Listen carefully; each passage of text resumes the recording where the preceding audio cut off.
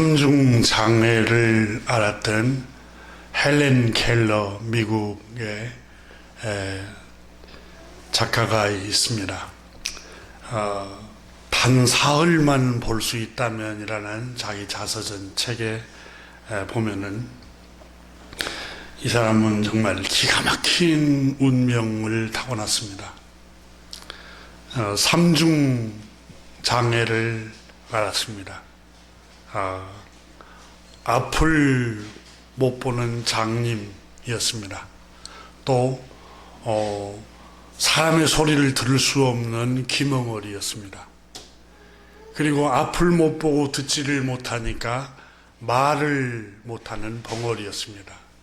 이 삼중 장애를 알았음에도 불구하고 이분은 미국의 최고 대학인 하버드 대학을 나와서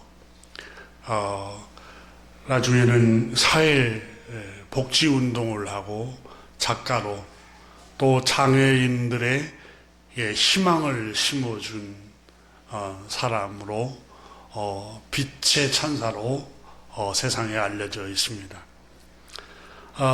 태어난 지 19개월이 되었을 때 그 자서전을 읽어보면 심한 열병에 걸려 그때에 청각을 잃어버리고 시각을 잃어버리고 눈에 보이지도 않고 귀가 들리지도 않고 말도 못하는 삼중의 고통을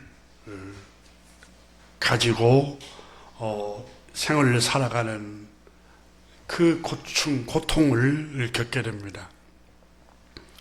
근데 이 헬렌이 이렇게 빛의 천사로 장애인들의 희망의 아이콘으로 떠오를 수밖에 없었던 결정적인 것은 앤 설리번이라는 가정교사 21살 그 소녀의 그 가정교사 때문이었다고 그의 자서전에 그가 고백하고 있습니다.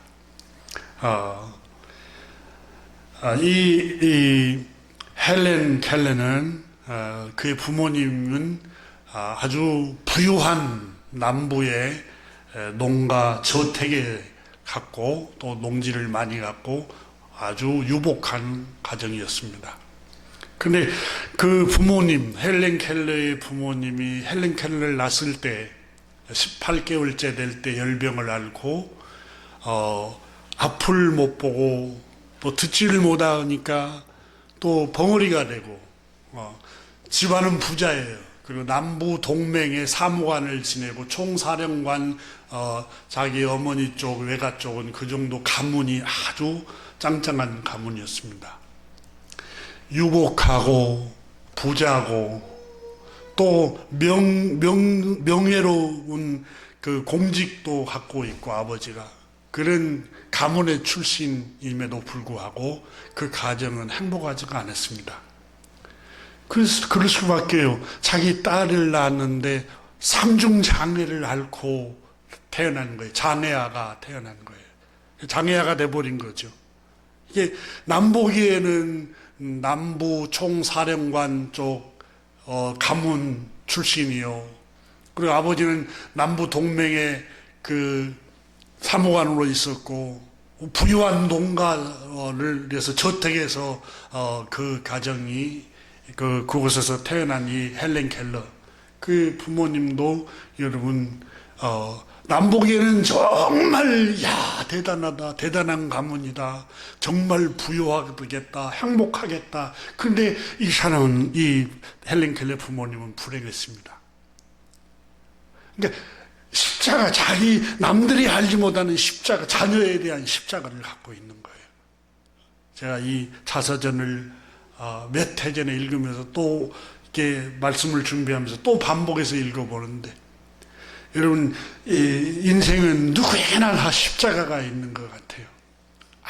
남보기에만 부러움의 대상으로 보일 뿐이지 실제 속으로 들어가 보면은 그 사람만 갖고 있는 십자가가 다 있는 것 같아요. 십자가. 아픔이 있고 상처가 있고 고통이 있었던 것 같습니다. 이 삼중고를 알았던 헬렌 켈러 어떻게 극복해 됩니까? 빛의 천사로 우뚝 설 수 있고 희망의 아이콘으로 떠오를 수밖에 없었던 것은 앤 설리번 선생님 때문이었다. 이렇게 고백하는 것을 볼 수가 있습니다. 자기 부모님도, 자기 아버지, 어머니도 자기를 감당을 못했는데 어떻게 앤 설리번 선생님은 이 21살짜리 소녀 선생님이 이 헬렌 켈러를 어떻게 양육을 하고 어떻게 도와줬을까? 그 자서전을 보니까 헬렌 켈러가 6세가 되었을 때 이 설리번 선생님이 왔는데 닥치는 대로 막 물건을 가정에서 던져버리고 깨버리고 굉음을 막 지르고 성질을 부리고 아주 그냥 짜증난 상태에 있어서 그냥 자기 멋대로 이 헬렌 켈러가 혈기를 부리고 화를 부리고 큰 소리로 악을 막 지르고 그럴 수밖에 없었죠. 왜냐하면 그 자서전을 읽어보면은 이 엄마, 아빠, 손님들은 말로 이렇게 자꾸 입이 막 움직이고 막 하고 대화를 하고 막 알아듣는, 자기는 말을 못하고 그게 무슨 말인지 들리지도 않고 또 보이지도 않고, 그러니까 깜깜한 어두움 속에서 그냥 지내는 거예요. 칠흑 같은 어두움 속에서 누가 살고 싶겠어요? 모든 게 짜증나고 모든 것이 그냥 불평스럽고, 하나님 왜 나를 보냈어요? 주님 왜 나를 태어나게 했어요? 주님 왜 나를 이런 환경에, 하필이면 왜 나예요? 앞을 못 보는 장님이 왜 하필 수많은 사람들 중에 왜 나예요? 하나면 됐지 왜 듣지도 못하는 그 고통까지 줍니까? 말도 못하는 벙어리가 되는 그 고통까지 주니까 모든 게 짜증나서 다 털어엎어버리고 싶은 아마 고통이었을 것 같습니다. 얼마나 이 아이가 괴로웠을까. 제가 이 책을 읽으면서 장애를 앓고 있는 우리 주변에 보지 못하고 듣지 못하고, 여러분 종종 시내를 가면은 앞을 못 봐서 이렇게 개나 또 이렇게 지팡이를 짚고 가는 소경들을 가끔씩 보지 않습니까? 그분들의 그 고통이 얼마나 클까? 얼마나 마음이 어둡고 고통스러울까? 예, 이 책을 읽으면서 더 한 번 깊이 생각하게 되었습니다. 근데 이 설리번 선생님은 굉음을 지르고 그냥 분노를 막 터뜨리고 물건을 던져서 다 깨버리고, 이름에도 불구하고 자신에게 혈기를 부려도 따뜻하게 안아주고 끝까지 친절하게 대하고 인내하고 온유함으로 끝까지 그 아이를 대합니다. 그래서 내가 단 사흘만 앞을 볼 수만 있다면 나는 첫째 날에, 여러분 가장, 내가 장님으로 태어나고 이 세상에 눈을 사흘만 볼 수 있다면 여러분은 무엇을 보고 싶습니까? 그 책에 그가 묻습니다. 나는 첫날, 제일 첫 번째 첫날 앤 설리번 선생님 얼굴을 보고 싶습니다. 이 대목을 읽을 때 가슴이 뜨거워지면서 눈물이 나더라고요. 왜냐하면 앤 설리번 선생님은 끝없는 사랑과 친절함과 긍휼의 마음을 갖고 자기를 대했다는 거예요.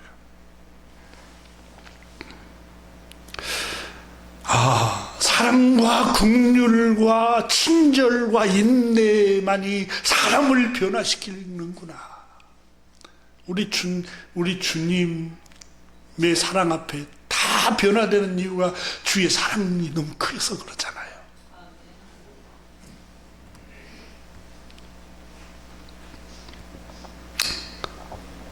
그럼 설리번 선생은 어떻게 그런 사랑을 품고 있었을까?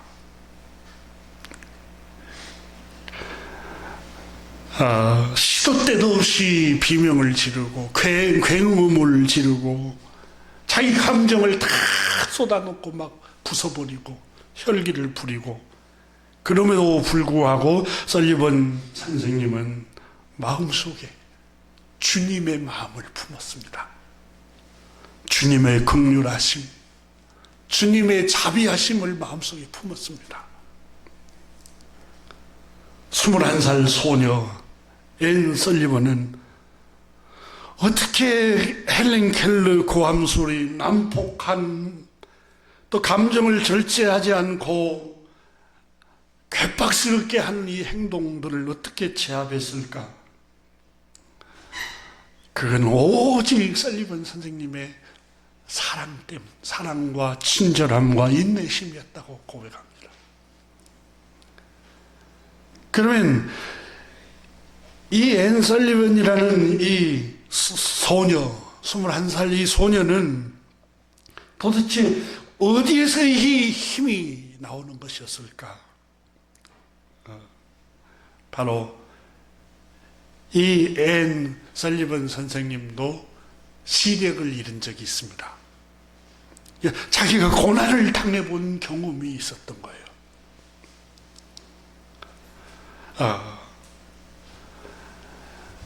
설리번 선생,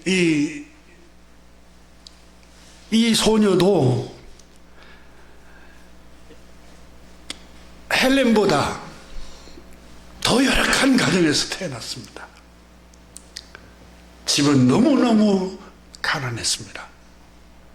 아버지는 술 중독자였습니다. 알코올 중독자.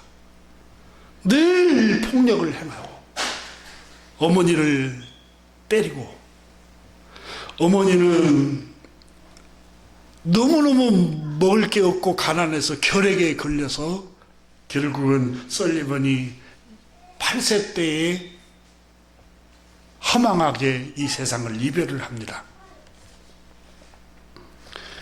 얼마 있지 않아서 자기 동생도 병에 걸려서 시름시름 하다가 허망하게 세상을 떠나버립니다. 자신도 질병에 걸려서 시력을 거의 잃을 뻔했을 정도로 신부님의 도움으로 보스턴 시립병원에 가서 수술을 받기도 하고, 그러니까 자기도 살고 싶지가 않았던 거예요. 이 설리번 선생도 그 어린 시절이 너무 열악하고, 자기 어머니가 8살 때 돌아가고, 자기 아버지는 알코올 중독자고, 자기 동생도 일찍 세상을 떠나버리고, 자기는 앞에 시력이 안 보이고. 이 설리번이라는 이 소녀도 어마어마하게 정신적으로 방황을 합니다. 자신도 막 굉음을 지르고, 자신도 괴팍스럽게 물건을 막 던지고, 이런 경험을 해본 거예요. 왜 나는 이런 가정에서 태어났을까? 왜 나는 이런 환경을 하나님 주셨을까? 왜 나는 이런 아픔을 주셨을까? 얼마나 많은 날 동안 생을 포기하려고 했겠어요.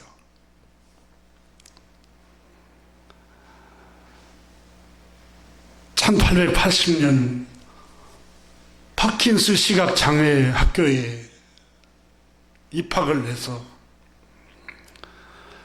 수술을, 그때 신부님의 도움으로 수술을 받아서 시력을 겨우 되찾습니다. 네, 이 설리번이라는 이 소녀가 어떻게 이 고통을 이겨냈느냐? 이 설리번이 방황하고 질병에 걸렸을 때 자기를 치료하는 의사 외에 자기를 담당하는 간호사 한 분이 계셨습니다. 샤론 로라라는 간호사, 믿음의 사람이었습니다. 이 천사 같은 샤론 로라라는 사람을 만나서 완전히 변화가 됩니다. 이 샤론 로라는 정말 믿음의 사람이었습니다. 하나님의 긍휼을, 하나님의 사랑을 가슴에 품고 있었던 사람이었습니다. 정신적으로 방황하는 설리번을 보면서 측은한 마음이 가슴이 미어지기 시작했습니다. 이 간호사 샤론 로라는 의학적인 지식뿐만 아니라 하나님을 경외하는 사람이었기에 그 마음속에 하나님의 자비, 하나님의 사랑, 하나님의 긍휼하심을 그리스도의 십자가를 통해서 깨달았습니다. 이 악한 세대와 죄악으로부터 나 같은 죄인을 구원하러 오신 예수 그리스도의 그 큰 사랑을 그가 깨닫고 그 사랑을 이 간호사 직업을 하면서 베풀어야 되겠다. 그때 이 샤론 로라는 이 설리번, 방황하는 설리번이라는 이 아이를 만났습니다. 그리고 이 아이를 간호하는데 아팠을 때 183일 동안 설리번, 하나님은 너를 얼마나 사랑하는지 몰라. 하루도 빼놓지 않고 그가 간호하는 동안 매일 하나님 너를 사랑해. 그 처음에는 들렸겠어요? 사랑하는데 어떻게 이렇게 가난한 집에서 어머니는 폐병에 걸리고 돌아가시고 아버지는 알코올 중독에 나는 앞을 보지 못하는 그런 가정에 태어나게 한단 말인가. 처음에는 마음이 굳게 닫혀 있었어요. 근데 이 샤론 로라라는 이 하나님의 사랑, 하나님의 긍휼하심을 마음에 품고 이 설리번에게 다가와서 그 사랑을 전해준 그 사랑으로 인해서 끊임없이 친절과 사랑과 인내로 자기를 대하는 모습을 보고 그가 전해준 그리스도의 사랑 앞에서 이 설리번이라는 소녀가 변화를 받습니다. 그리고 학교를 다 졸업을 하고 상처투성인 자기를 치료했던 이 샤론 로라에게서 보았어요. 하나님의 사랑을 보았어요. 하나님의 사랑이 무엇인가를 그 간호사를 통해서 본 거예요. 그 사랑을 갖고 헬렌 집에 온 거예요.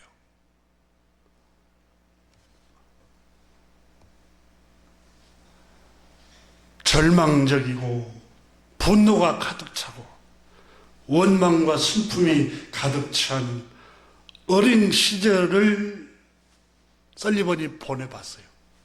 근데 그 상처와 아픔을 자기가 안고 살았는데 그걸 똑같이 지금 겪고 있고 괴로워하고 있고 굉음을 지르고 있는 헬렌이라는 아이를 본 거예요. 자기 모습을 본 것 같은 거예요.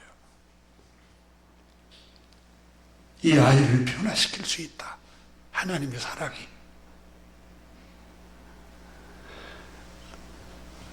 결국은 이 앤 설리번 선생이 그 아이를 하나님의 사랑으로 끝까지 친절함과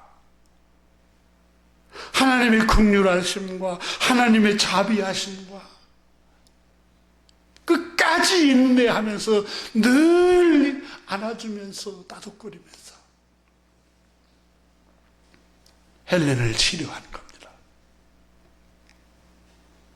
여러분 고린도전서 1장에 바울 선생께서 찬송하리로다 그는 우리 주 예수 그리스도의 하나님이요 자비의 아버지시요 모든 위로의 하나님이시며 우리의 모든 환난 중에서 우리를 위로하사 우리로 하여금 하나님께 받은 위로로서 모든 환난 중에 있는 자들을 능히 위로하게 하시는 이시로다.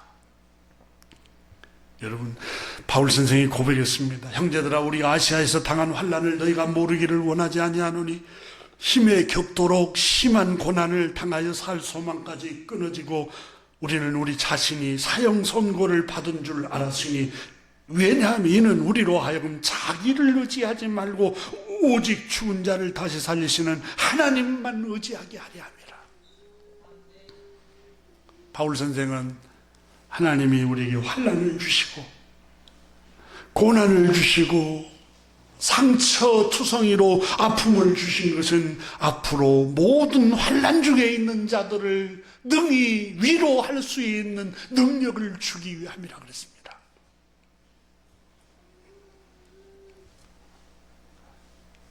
배고픔을 겪어본 사람만이 배고픈 사람의 심정을 압니다. 그래서 지도자는 유복한 가정에서 태어난 것보다 국가 지도자가 됐든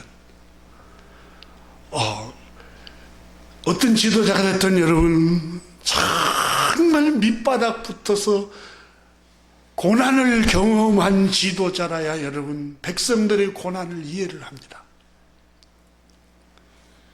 하나님께서 고린도전서 1장에 말씀했어요.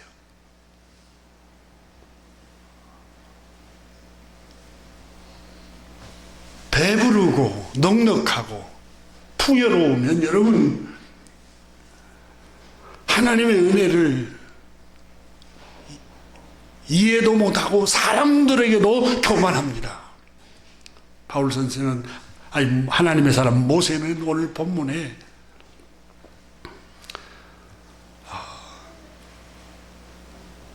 지금 모압 평지에 요단강이 눈앞에 있고 요단강 건너편에 가나안 땅에 있는데 모압 평지에 모아놓고 이스라엘 백성들에게 마지막 유언 설교를 합니다. 그게 신명기서 전체가 모세의 설교입니다. 아주 장황한 설교를 모압 평지에서 했던 것입니다. 그런데 오늘 우리가 읽은 신명기서 6장 그리고 5장, 특히 5장에서 나오는 것은 율법을 요하가는 10계명이 기록이 되어 있고 6장에서는 너희가 불행하지 않기 위해서 내가 신신당부를 너에게 한다.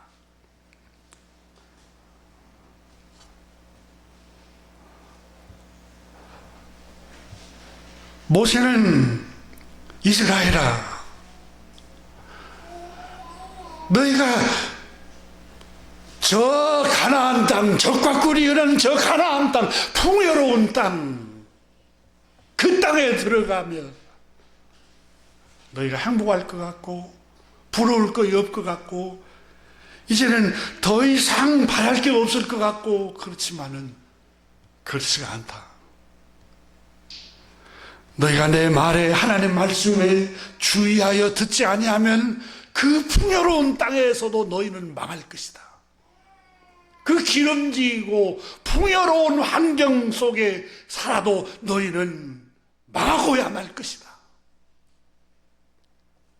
그러나 너희가 하나님의 말씀을 듣고 주님의 말씀에 귀를 기울이고 주님의 말씀에 마음을 두면은 너희는 그 풍요로운 땅에 가서도 너의 영혼이 살고 너의 자손들도 살고 너의 날이 복을 받고 장구하게 될 것이다. 이렇게 축복을 합니다.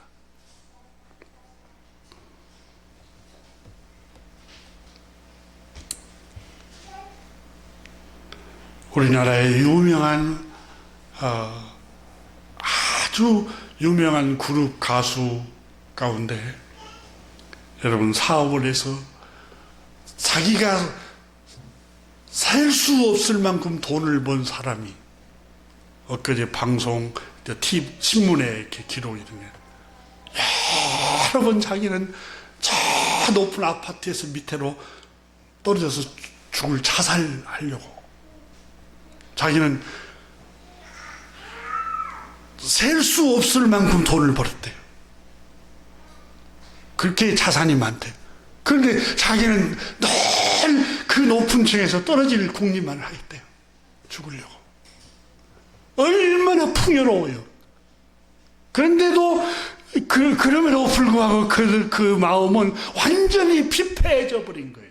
그 기사를 읽으면서. 하나님의 말씀은 틀림이 없구나. 인간은 은을 사랑해도 만족함이 없고 풍부를 쫓아가도 족함이 없구나.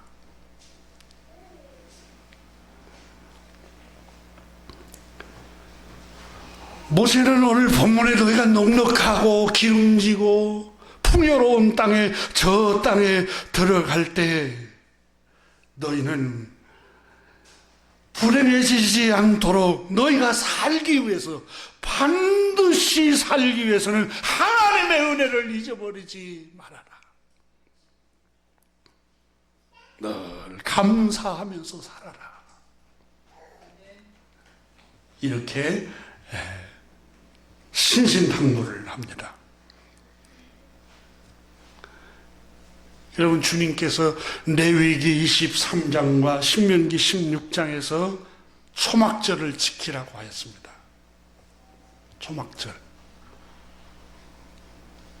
초막절은 말 그대로 여러분 초막으로 집을 짓는 거예요. 풀초자예요.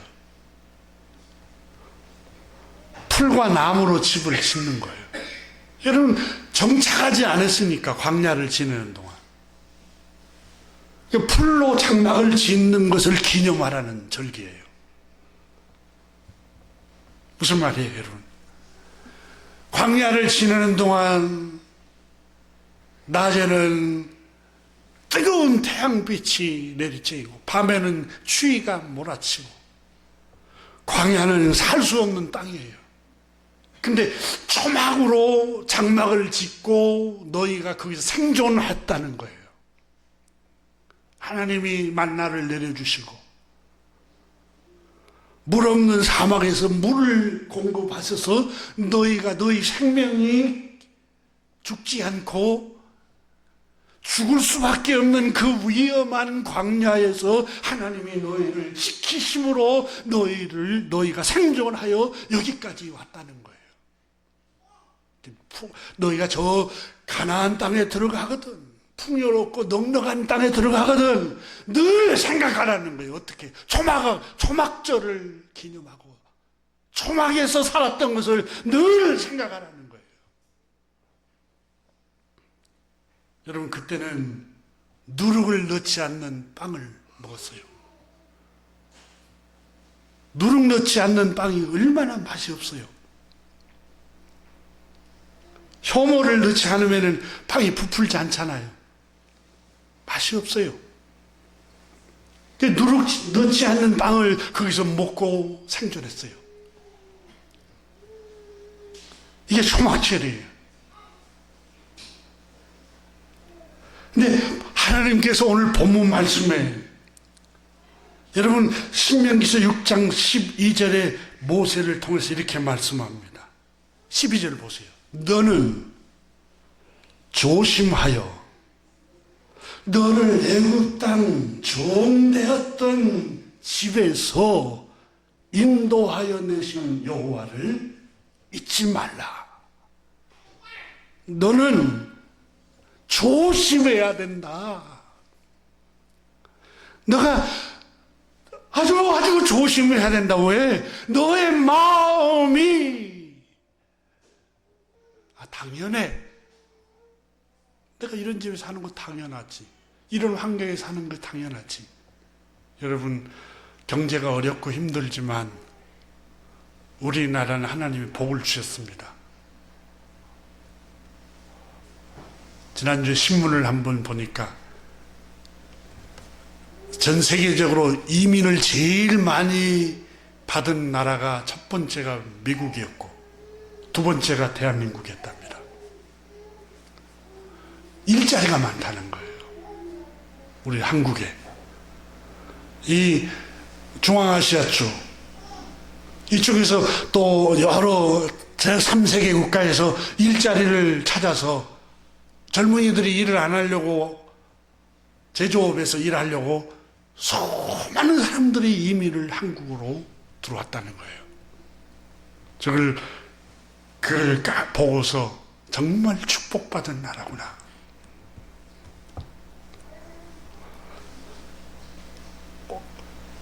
신명기 6장 12절에 너는 조심해라. 그렇게 말씀합니다.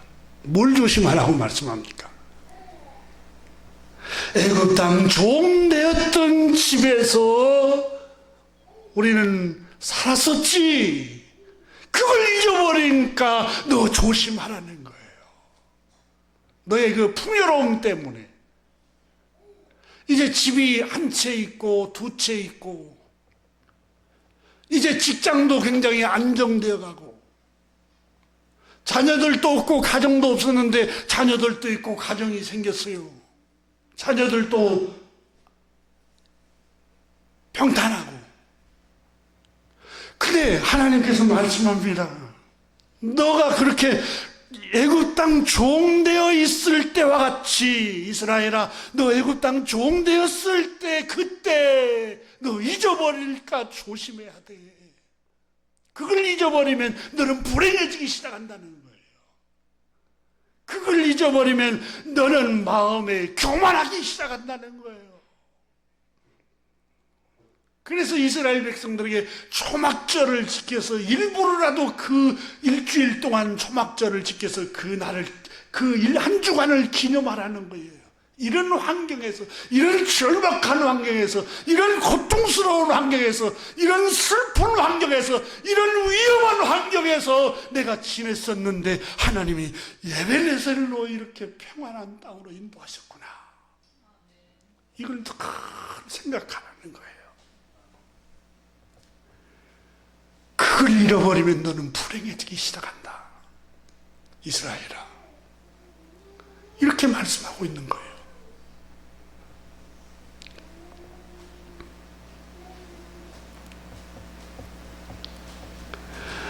여러분 신명기 8장을 한번 이렇게 한 두 장만 넘겨보세요.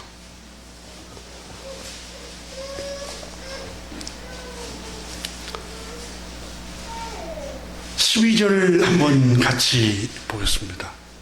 너희가 배불리 먹으며 좋은 집을 짓고 거기서 살지라도 8장 12절을 한번 보십시오. 함께 읽습니다. 내가 먹어서 배불고 아름다운 집을 짓고 거주하게 되며, 지금 가나안 땅에 너가 들어가서 그곳에서 배불리 먹고 아름다운 집을 짓고 안정된 집에서 살고 거주하게 될 때, 또 13절, 또 너의 소와 양이 번성하며, 그때 목축업했기 때문에 너의 직장 사업이 안정돼가며 내 은금이 증식되며 내 소유가 다 풍부하게 될 때 내 마음이 교만하여 내 하나님 여호와를 잊어버릴까 염려하노라. 그러면서 뭐라고 말씀합니까? 여호와는 너를 애굽 땅 종되었던 집에서 이끌어내신 분이다. 그러니까 주님의 은혜를 잊어버리지 말라는 거예요. 너 본래 은금이 증식되고 아름다운 집을 갖고 있는, 저택을 갖고 있는 그런 사람이 본래가 아니야. 너는 애굽 땅 종되었던 그런 처지에 있었던 사람이야. 그걸 항상 잊어버리면 너의 마음이 교만해져서 너는 망하고 갈 거야. 이렇게 말씀합니다.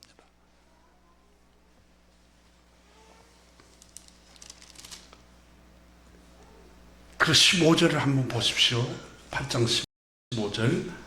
너를 인도하신 분이 주님이라는 거예요.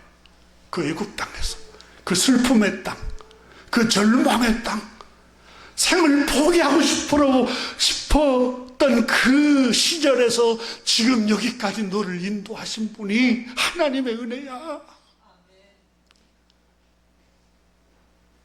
홀홀 단신이었잖아. 너 아무것도 없는 사람이었잖아. 근데 하나님이 너에게 이렇게 안정됨을 주고 평안을 주시고 너에게 이렇게 하나님이 풍요로움을 주셨는데 여호와를 잊어버리면 되겠니?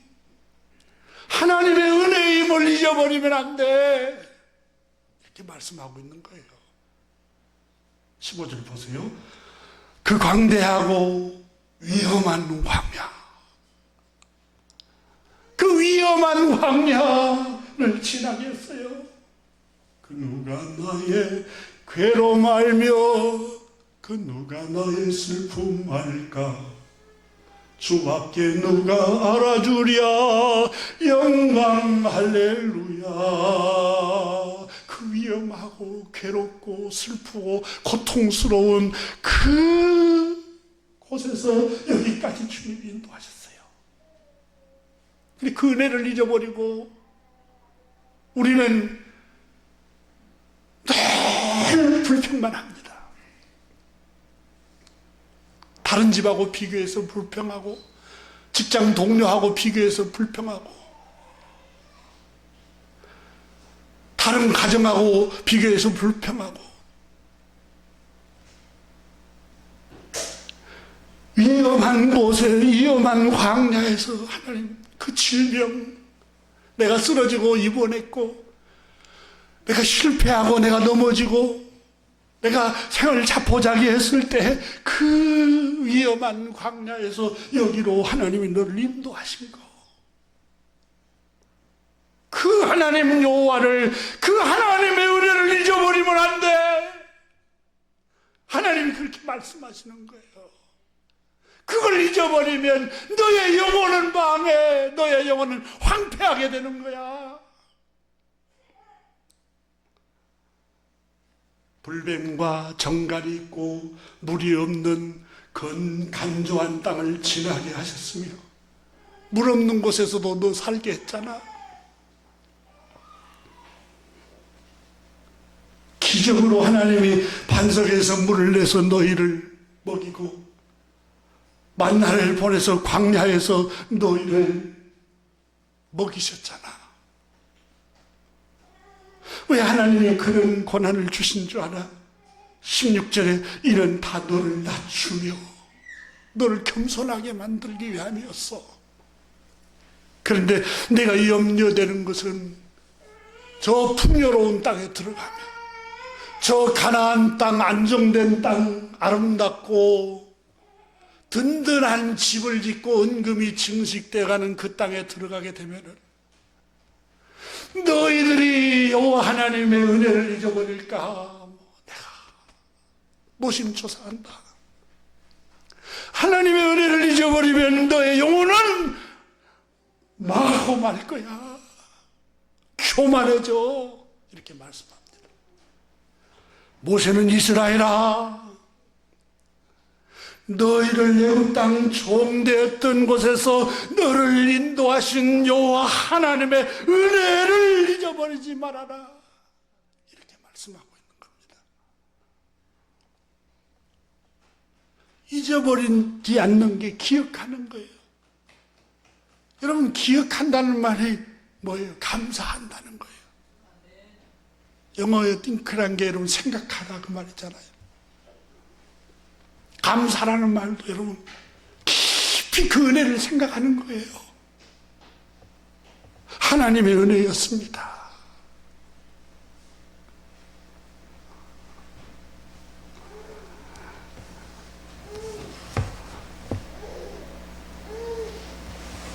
신명기 13장을 한번 이렇게 또 한 도장 넘겨보세요. 10절을 한번 같이 봅니다. 신명기 13장 10절에 그는 애굽 땅 종되었던 집에서 너를 인도하여 내신 네 하나님 여호와께서 너를 꿰어 떠나게 하려 한 자이니 너는 돌로 쳐 죽이라. 하나님에게서 떠나게 하는 사람들을 멀리한데 하나님께서 애굽 땅 종되었던 집에서 너를 인도하여 내신 그 은혜를 잊어버리게 하는 것들을 돌로 쳐서 멀리하라는 거예요.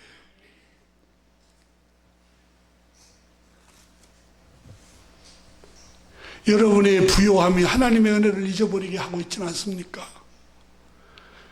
여러분의 살림의 넉넉함 때문에 하나님의 은혜를 점점 잃어버리고 있지는 않습니까?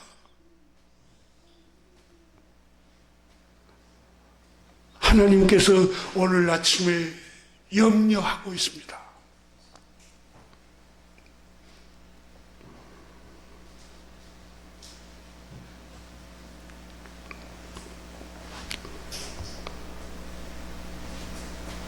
오늘 본문 말씀에 신명기서 다시 6장에서 두 가지 말씀을 하고 있습니다. 첫째는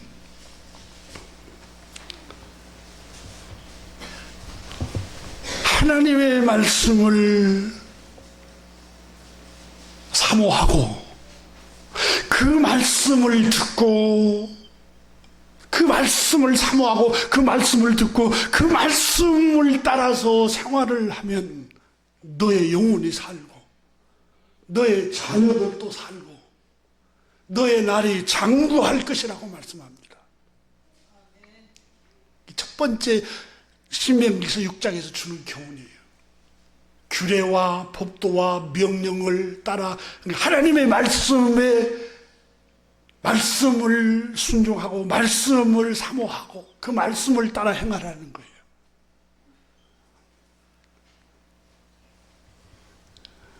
여러분, 우리는 전에 에베소서나 갈라디아서 보면은 로마서에도 우리의 인도자가, 우리가 죄 가운데 있을 때 우리의 인도자가 누굽니까? 구원받기 전에는 죄의 욕망이었어요. 에베소서 2장에서 표현하기를 마음이 원하는 대로, 욕심이 끄는 대로, 그게 인도자였어요. 이게 구원받기 전에 이방인의 삶에, 이방인들의 삶은 여러분 마음이 즐거운 거, 마음이 원하는 거, 마음의 정욕이 끌고 가고 마음의 감정이 끌고 가는 대로 갔어요. 그러나 너희가 구원을 받았으니 너희의 인도자는 선한 목자이신 예수 그리스도의 말씀이에요. 말씀. 그 말씀이 너를 끌고 가는 대로 너희가 인도를 받으라는 거예요.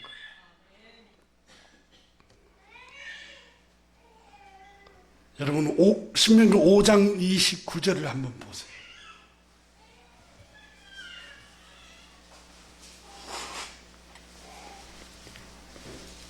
신명기 5장 29절을 같이 읽어봅니다. 다만 그들이 항상 이 같은 마음을 품어 나를 경외하며 내 모든 명령을 지켜서 그들과 그 자손이 영원히 복받기를 원하노라. 너와 너의 자손이 영원히 복받기를 원하는 게 하나님의 뜻이에요. 그러면은 29절에서 이 5장을 전체 다 살필 수가 없어요. 요약을 하면 항상 이 같은 마음을 품기만 하면 너와 내 자손이 영원히 복을 받을 것이라. 그럼 이 같은 마음이 뭐예요? 5장에 나와요. 5장에 이렇게 말합니다. 모세가 시내산에서 하나님의 말씀을 십계명을 받아왔잖아요. 그때 하나님의 영광이 나타나고 구름이 임하고 우레소리가 나고 불 가운데 하나님이 나타나니까 이스라엘의 족장 리더들이 모세에게 와서 말합니다. 하나님의 사람 모세요, 우리가 하나님의 말씀을 직접 들으면 살아계신 하나님을 배웠고 살아남을 자가 누가 있겠습니까? 우리는 죽습니다. 그러므로 당신이 대신 말씀을 받아서 하나님의 말씀을, 순수한 하나님의 말씀을 우리에게 전해 주십시오. 그러면 우리가 그 말씀을 듣고 그대로 지켜 행하겠습니다. 그러니까 모세가 옳도다, 하나님께서 너희들이 나에게 하는 그 말을 듣고 기뻐하셨다. 그러면서 항상 이 같은 마음을 품으라 라는 게 하나님의 말씀을 듣고 그 말씀대로 우리가 행하겠습니다. 그 말씀을 따라 그 말씀을 우리가 사모하고 그 말씀을 따라 생활하겠습니다. 이걸 항상 너의 마음에 품으면 너와 내 자손이 영원히 복을 받을 것이다. 신명기 6장에서 그래서 그 말씀을 문설주에 새기고 손바닥에 새기고, 이게 하나님을 사랑하고, 여러분 하나님을 사랑하는 게 하나님이 여러분 영이신 분인데 눈에 보여요? 하나님은 요한복음 1장에 그렇습니다. 태초에 말씀이 계시니라. 이 말씀이 하나님과 함께 있으니 이 말씀은 곧 하나님이시니라. 창세기 1장에 여호와께서 가라사대, 여호와께서 말씀하시기를 빛이 있어라 하매 빛이 있었고, 하나님은 말씀으로 오서. 그러면 말씀을 사모하고 그 말씀을 따라서 생활하는 게 하나님 사랑하는 거예요. 어떤 종교 집회에 참석하는 게 하나님 사랑하는 게 아니에요. 하나님의 말씀이 여러분 이미 로마서를 통해서 우리 배웠어요. 율법, 하나님의 말씀이 요약하는 게 두 가지라고 했어요. 하나는 하나님을 경외하고 하나님을 사랑하고, 또 하나는 내 이웃을 너의 몸처럼 존중히 여기라. 이게 하나님의 말씀의 요약해, 율법의 핵심 요약이에요. 오늘 본문 말씀에 신명기 6장 18절 19절을 보세요. 여호와께서 보시기에 정직하고 선량한 일을 행하라. 그리하면 내가 복을 받고. 할렐루야. 뭐라고 말씀하셨어요? 하나님께서 보시기에 정직하고 선량한 일을 행하라. 하나님 보시기에 정직하고 선량한 일이면, 하나님이 보시기에 정직하고 선량한, 하나님의 선한 뜻이 로마서 12장에서 뭐라고 그랬어요? 너희 몸을 하나님께 드려라. 산제사로 드리는 게 뭔데요? 이 시대를 본받지 말고, 그리고 너희 몸을, 이웃을 사랑하는 데 헌신하라. 이웃을 너의 몸처럼 소중히 여기고, 이웃을 너의 몸처럼 존중히 여기고, 이웃의 감정을 너의 감정처럼 똑같이 존중히 여기고, 너의 좋을 대로만 하지 말고 타인, 이웃의 마음도 한번 입장을 바꿔서 생각하면서 나처럼 존중해 주라는 거예요. 그게 하나님 보시기에 선량하고 기뻐하시는 뜻입니다. 이웃을 괴롭히지 않는 거예요. 이웃을 고통스럽게 하지 않는 거예요. 자, 이것이 하나님 보시기에 정직하고 선량한 뜻입니다.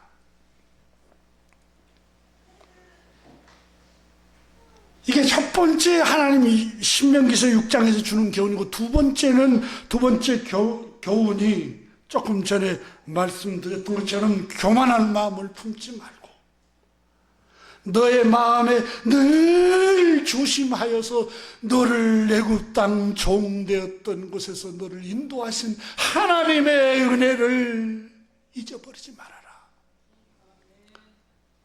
잊지 않는 게 뭐예요?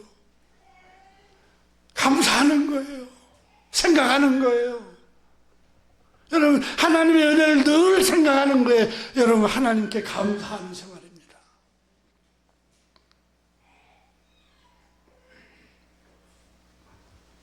고린도전서 4장 7절에 누가 너를 남달리 구별하였느냐? 내게 있는 것 중에 받지 아니한 것이 무엇이냐? 내가 받았은즉 어찌하여 받지 아니한 것 같이 살아가느냐? 이렇게 말씀하세요. 모든 걸 받았잖아요.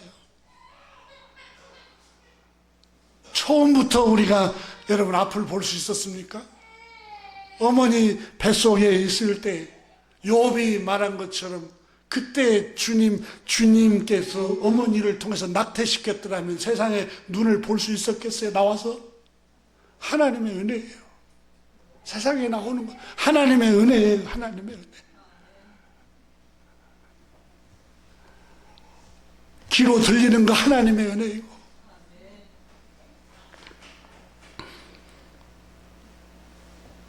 세례 요한은 만일 하늘에서 주신 바가 아니면 사람이 아무것도 받을 수 없느니라 그랬어요.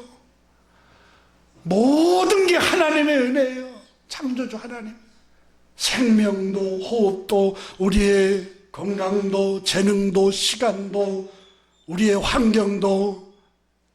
여러분, 우리가 만약에 러시아에서 태어났다면 전쟁에 여러분 자녀들이 끌려가는데, 또 우리가 만약에 우리 선조들처럼 일제 때 태어났다고 해보세요. 징용에 끌려가고 위안부로 끌려가고 6.25 때 그 당시에 태어났다고 해보세요. 전쟁터에서 여러분 우리는 총알바지로 끌려갈 수도 있어요. 저희 아버님이 살아계실 때, 아들아, 너는 참 좋은 시대에 태어났다. 이 아버지는 너무너무 참혹한 시기에 나는 일제 징용에 끌려가기도 해서 탄광촌에서 탄광을 캐기도 하고 산을 넘고 도망치기도 하고 또 6.25 때는 얼마나 불안하고 숨어 지냈는 줄 아느냐. 여러분, 이 시기에 태어난 거, 이 시기에 하나님이 우리가 살아가도록 하는 거, 하나님의 거저 주시는 은혜입니다. 은혜예요, 은혜. 은혜. 모든 게 은혜예요. 하나님의 은혜예요. 내 의지로 태어나고 싶어서 이 시기에 태어났습니까? 아니잖아요. 예레미야 18장 6절에 여호와의 말씀이시니라. 이스라엘 족속아, 이 토기장이가 하는 것을 내가 능히 너에게 행하지 못하겠느냐? 이스라엘 족속아, 진흙이 토기장에 있음 같이 너희는 내 손 안에 있느니라 그랬어요. 하나님 손에 있어요.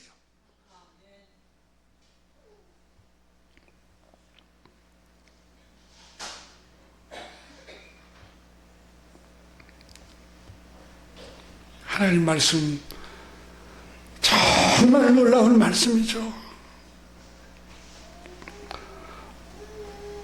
12절에서 오늘 본문 12절에서 너는 조심하여 너를 애굽 땅 종되었던 집에서 인도하여 내신 여호와를 잊지 말라.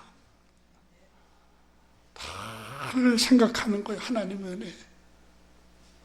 여러분, 하나님의 은혜에 생각하는 게 뭡니까? 하나님께 감사를 드리는 거죠. 아침에도 일어나도 감사하고, 하나님 감사합니다. 또 예배할 때 감사의 물도 드리고, 감사하는 거죠.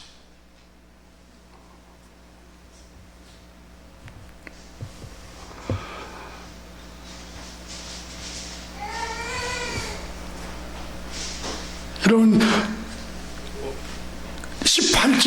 21절을 한번 보십시오. 21절. 너는 내 아들에게 이르기를 우리가 옛적에 애굽에서 바로의 종이 되었더니 여호와께서 권능의 손으로 우리를 애굽에서 인도하여 내셨나니, 아들에게까지 가르치라는 거예요. 우리는 뼈대 있는 가문이다. 심히 교만한 거 가르치지 말고, 아들아, 우리는 본래 애굽 땅 종되었던 처지였단다. 오늘 이렇게 하나님께서 지혜를 주시고 평안을 주시고 또 든든하게 세워진 것이 하나님 그저 주시는 은혜였단다. 야, 임마, 우리 뼈대 있는 가문이야.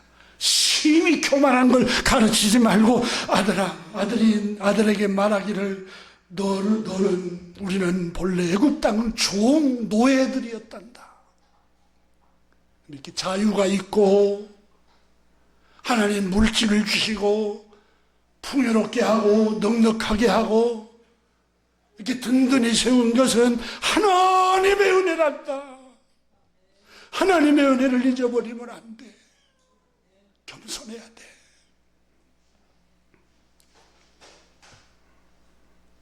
여러분, 애굽 땅 종되었던 것을 생각하라고 말씀합니다. 왜 여러분 불평합니까? 왜 짜증냅니까? 내 남편, 내 주변 친구들은 이러이러한 연봉을 받고 이러이러한 환경에서 살고 내 자녀들, 내 친구 자녀들은 이러니까 잘 되는데 너희들은 뭐하냐? 여러분, 그것 때문에 불평합니까? 심히 하나님의 은혜를 알지 못한 상태입니다. 호흡하는 게 하나님의 은혜예요. 호흡하는 게. 애굽 땅 종되었던 것을 생각하라. 애굽 땅은 어떤 땅입니까? 슬픔의 땅입니다. 여러분, 아들을 낳으면은 바로 왕이 이스라엘 백성들에게 어디에 던지라고 했어요? 나일강에 던져 죽이라고 그랬잖아요. 자기 아들을 낳으면. 생각해 보세요. 아들을 죽이고 싶은 아비가 어미가 어디 있겠어요? 제가 저희 아버님 어머님 살아계실 때 담양에서 왔다 부모님 뵈러 왔다 갔다 할 때 도착할 때까지 마음을 못 놓여요. 혹시 사고 날까? 교통사고 날까? 목회하면서 하도 어렵게 하는데 그 농촌에서 한번 다니러 가면은 어머니가 이렇게 구불린 돈 갖고 기름값이라고 우리 장로님 권사님이 사준 세피아 타고 이렇게 내려갔을 때 기름값 없지 기름값이라고 이렇게 지어주시고 그게 부모 마음이에요. 부모 마음. 이게 아버지의 마음이고 어머니의 마음이죠.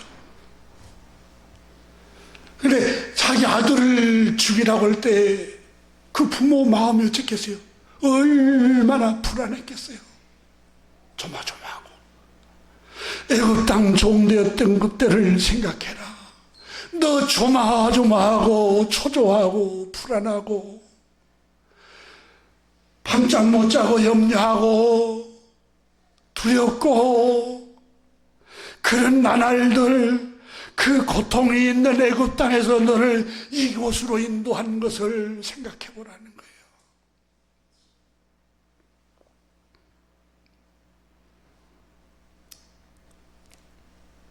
그것은 자유가 없는 땅입니다. 자유가 없어요. 압제와 괴롭힘과 학대가 있는 곳입니다. 이스라엘아, 애굽 땅 종되었던 때를 생각해보라라는 거예요. 너 학대받고 괴롭힘 당하고 압제를 당하고 불안하고 초조하고 그 사망의 땅에 그 시절 그 고통스러운 때를 한번 생각해봐. 불평할 일인가? 짜증낼 일인가 한번 생각해봐. 원망할 일인가 한번 생각해보란 말이야.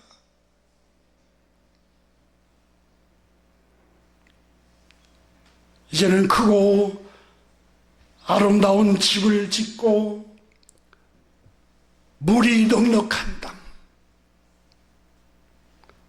광야에서는 이스라엘 백성들이 물이 없었어요.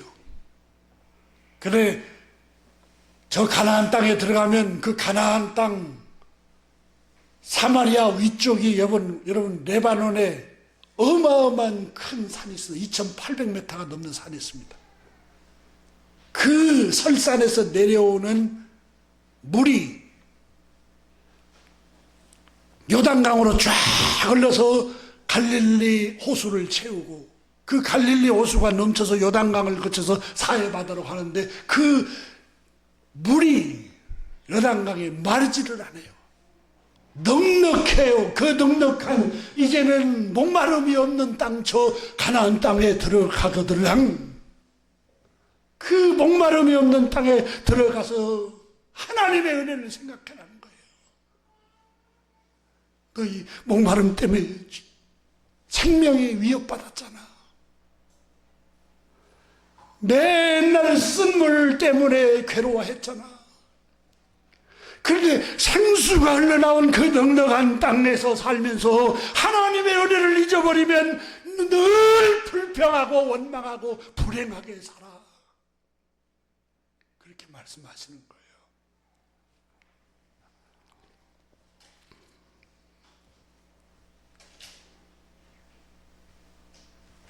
삼중고를 알았던 헬렌 켈레 자서전 단 사흘만 볼 수 있다면 이라는 책을 잠깐 소개하고 마칠까 합니다. 그 책에 이렇게 그녀는 고백했습니다. 행복한 날은 오래 가지 않았다. 짧았던 봄날 울새와 흉내 빠귀새의 교향압도 그치고 울긋불긋 가지각색 단풍이 열정적이고 발랄한 아기의 발 아래 귀한 선물을 내려놓았다. 마침내 음울한 2월의 어느 날 청하지 않는 손님이 찾아와 내 눈과 귀를 닫아버렸다. 태어난 지 얼마 되지도 않아 의식불명의 상태로 몰아넣었다. 위와 뇌에 심각한 우려이 생겼다는 진단이 내려졌고 얼마 살지 못할 거라고 생각이 들었다. 그러나 어느 이른 아침 갑작스럽게 열이 떨어지고 신비하다고밖에 할 수 없을 정도로 회복이 시작되었고 죽을 뻔한 아이가 살아났으니 가족들이 얼마나 기뻐했던가. 그러나 누구도 의사조차도 그 아이가 다시는 볼 수도 들을 수도 없게 되리라는 것을 아무도 알지 못했다. 그때를 떠올리는 건 아직도 혼란스럽기만 하다.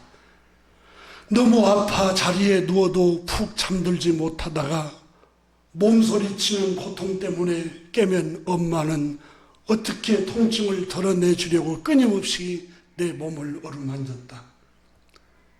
눈이 너무 메마르고 따끔거려 그토록 좋아했던 빛으로부터 눈을 돌려 벽 쪽으로 돌아 누워야만 했다. 눈앞에는 갈수록 흐릿흐릿해지고 점점 더 어둠침침해져 갔다. 그러나 잠시 이 덧없는 기억을 제외하곤 다른 것은 하나같이 현실이 아닌 듯 악몽과도 같았다. 나는 차츰 나를 둘러싸고 있는 어두움과 고요에 익숙해졌다. 눈이 안 보이고 안 들리니까. 처음부터 이랬던 건 아닐까. 소리를 들었던 것도 빛을 보았던 것도 잊었다. 아마 18개월까지는 봤듯 그게 괜찮았던 것 같습니다. 내 영혼을 자유하게 한 나의 선생님, 그녀가 내게 오기까지는, 그러나 내 삶의 첫 19달 동안 얼핏 본 푸르고 너른 들판과 빛나는 하늘, 그리고 나무와 꽃들의 반짝임은 내 기억 속에 아직도 아른거린다. 나는 모든 물건을 손으로 더듬어 만졌고 모든 움직임을 손으로 촉감을 통해서 관찰해야만 했다. 이것이 내가 사물을 알아가는 방식이었다. 내가 다른 사람들과 다르다는 것을 언제 처음 알게 되었는지 기억나지 않는다. 나는 어머니와 친구들이 내가 쓰는 것과 같은 신호를 사용하지 않는다는 것을 알았을 뿐만 아니라 그들이 입을 사용한다는 것을 알았다. 때때로 나는 대화하는 두 사람 사이에서 그들의 입술을 만졌다. 도무지 이해할 수 없어서 화가 치밀어 올랐다. 입술을 움직여 봤지만 아무 소용이 없자 미친 듯이 손짓 발짓을 해대며 굉음을 지르며 내 감정을 표현했다. 내 생각엔 당시 내가 내 행실이 나쁘다는 것을 알고 있었던 것 같다. 자기도 자기 굉음을 지은 것이 후회스러웠던 것 같습니다. 그러나 나의 이런 방황을 잠재우고 치료했던 것은 앤 설리번 선생님의 헌신, 친절함, 긍휼하심, 인내, 이것이 나를 거듭나게 하였다. 그의 자서전 사흘을 볼 수 있다면이라는 이 책에서 그는 이런 대목을 고백합니다. 꼭 교우들에게 소개해 싶고서 제가 소개해 드립니다. 걸을 수 있겠다는 게 얼마나 고마운지 아는 사람은, 들을 수 있다는 게 얼마나 고마운 줄 아는 사람은 김엉어리 뿐이다. 안 들리는 사람만이 듣는다는 게 얼마나 고마운지를 안다는 거예요. 제가 그 대목을 읽으면서 너무 감동을 받는, 볼 수 있다는 것만으로도 얼마나 다채로운 축복을 누릴 수 있는지, 앞이 아무것도 보지 않는 소경밖에 모른다. 그러니까 보는 게 당연해요, 우리는. 그러니까 앞이 아무것도 보이지 않는 소경밖에 뭘 모르냐, 볼 수 있다는 게 얼마나 큰 축복인지, 가슴 저리도록 감동을 주고 감사할 일인지는 앞을 못 보는 소경밖에 그 감사를 못 느낀다는 거예요. 특히 후천적인 이유로 청각이나 시각을 잃어버린 사람이라면 더욱 감각의 소중함을 절실히 깨닫습니다. 하지만 시각이나 청각을 잃어본 적이 없는 사람은 그 능력이 얼마나 축복받은 것인지 제대로 알지 못합니다. 뿐만 아니라 그 능력을 충분히 발휘하지도 못합니다. 그들의 눈과 귀는 집중하지도 않고 감사하는 마음도 없이 그저 무덤덤하게 풍경이며 온갖 소리를 지나칠 뿐입니다. 받아들이고 지나칠 한 것처럼 받아들일 뿐입니다. 무릇 가진 것을 잃고 나서야 그 소중함을 알고 병에 걸린 다음에야 건강의 중요성을 깨닫는 법입니다. 잃어버리고 나서야 소중함을 깨닫는다는 것이 슬픈 마음이 듭니다. 나는 가끔 두 눈이 멀쩡한 친구들이 그들이 보는 게 무엇인지 물어봅니다. 친구들은 숲속에 오랫동안 산책을 하고 돌아오는데 무엇을 보았냐고 물어보면 별거 없어, 이런 대답에 나는 실망감을 갖게 됩니다. 어떻게 멀쩡한 눈으로 보는 게 별로 없다고 말할 수 있을까?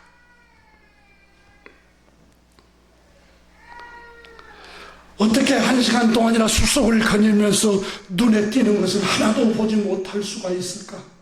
나는 앞을 볼 수 없기에 다만 촉각으로 흥미로운 일들을 수백 가지나 찾아낼 수 있는데 말입니다. 오묘하고 균형을 이룬 나뭇잎의 생김새를 손톱으로 느끼고 은빛 자작나무의 부드러운 껍질과 소나무의 거칠고 울퉁불퉁한 껍질을 사랑스럽게 만지는데 말입니다. 봄에 오면 자연이 겨울잠에서 깨어나 기지개를 켜는 첫 신호인 어린 새순을 찾아 나무 가지를 살포시 저는 쓰다마 봅니다. 꽃송이의 부드러운 별을 만지며 기뻐하고 그 놀라운 나선형 구조를 나는 촉각을 통해서 발견하며 감사가 저절로 나옵니다. 자연의 경이로움, 이와 같이 내게 그 모습을 드러냅니다. 운이 아주 좋으면 목청이 좋은 노래하는 한 마리 새 지저귀는 작은 나무와 행복해하며 떠드는 것을 느낄 수 있는 것, 손가락 사이로 흐르는 시냇물도 보드랍지만 수북하게 쌓인 솔잎이나 푹신하게 깔린 잔디밭, 화려한 페르시아 양탄자보다 더 반갑습니다. 계절의 장관은 끝없이 이어지는 가슴 벅찬 드라마이며 그 생동감은 내 손가락 끝을 타고 흐릅니다. 사랑하는 교회 여러분, 하나님 우리에게 주신 것들이 너무 많습니다. 우리는 감사만 해도 끝이 없습니다. 사랑하는 교회 여러분, 우리 같이 함께 기도합시다. 우리 같이 기도하는 시간을 갖겠습니다. 하나님, 내게 주신 것들이 너무 많습니다.